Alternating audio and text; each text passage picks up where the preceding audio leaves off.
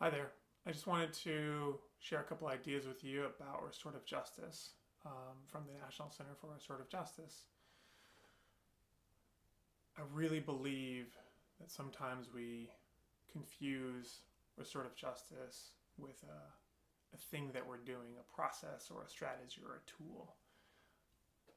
It's taken me a long time to get to the point where I believe that restorative justice is actually a way of being. And I had this idea prior to having a kid, but now that I certainly have my own, it comes home to me more often than not. I got my start in the juvenile justice setting and found kids there to be really open to these ideas and found this to be a driving force for my life.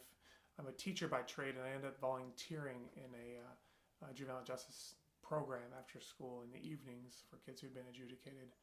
But I quickly took this work to the schools that I worked in personally, and eventually, after a number of years, um, starting and founding the National Center for Restorative Justice, and our work in education has really driven this idea home for me.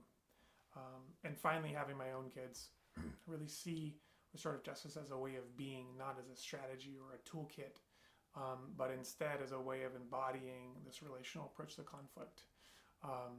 So whether you're working in the justice system or in schools or in families and with families, really remember and kind of bring to the forefront of your work the idea that restorative justice is a way of being, not a set of tools and strategies.